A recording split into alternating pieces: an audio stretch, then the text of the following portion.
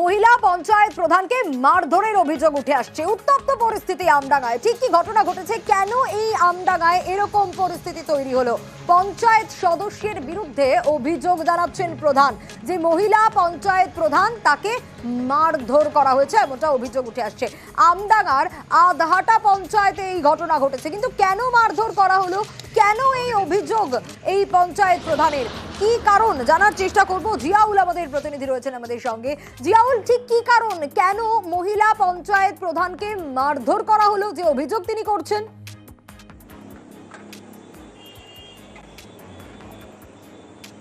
একদম দেখো, আমডাঙ্গা আধাটা গ্রাম পঞ্চায়েতের প্রধান সোমা দাসের বাড়িতে গিয়ে হামলা এবং তাকে মারধর করে নাক মুখ ফাটিয়ে দেওয়ার অভিযোগ। রক্তাক্ত অবস্থায় তাকে উদ্ধার করে আমডাঙ্গা গ্রামীণ হাসপাতালে ভর্তি করা হয়।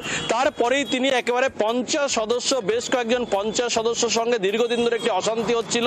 তাদের দাবি যে পঞ্চায়েত প্রধান কোনো সদস্যকেই কোনো কাজ দেয় না, অর্থাৎ তাদের সঙ্গে দুর্ব্যবহার করে এবং তা নিয়ে প্রতিবাদ করলেই তাদেরকে জুতো পেটা করা হয় বলে এমনটা অভিযোগ। এবং কেন জুতো পেটা করা হয়েছে তা নিয়েই পঞ্চায়েত প্রধানের বাড়িতে যায় এবং সেই সময় পঞ্চায়েত প্রধানের বাড়ি এবং তার বাড়ির লোক সেখান থেকে গিয়ে লাঠিসোঁটা নিয়ে এই পঞ্চায়েত সদস্যকে মারধর করা হয় এবং সেই সময় ধস্তাধস্তি করতে করতেই পঞ্চায়েত সদস্য পড়ে যায়, পঞ্চায়েত প্রধান পড়ে যায় এবং রক্তাক্ত অবস্থায় সেখান থেকে আমডাঙ্গা হাসপাতালে গ্রামীণ চিকিৎসা করানো হয়। এবং তারপরে আমডাঙ্গা থানায় বেশ কয়েকজন পঞ্চায়েত সদস্যের নামে অভিযোগ দায়ের হয়।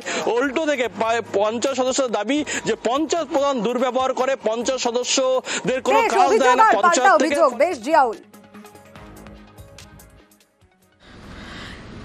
আধাটা 38-এর মেম্বার কুতুবউদ্দিন ও দলবল নিয়ে গিয়ে হামলা করে আমার খুব মেরেছে, নাক মুখ ফাটিয়ে দিয়েছে। ওদের কথা শুনি না, ওরা সবসময় দুর্নীতির কথা বলে। আমার প্রধানের সিটে বসে আমার ওইসব ওদের আবদারগুলো মেটানো আমার সম্ভব ছিল না। আমি টিএমসির প্রধান, টিএমসির মেম্বার।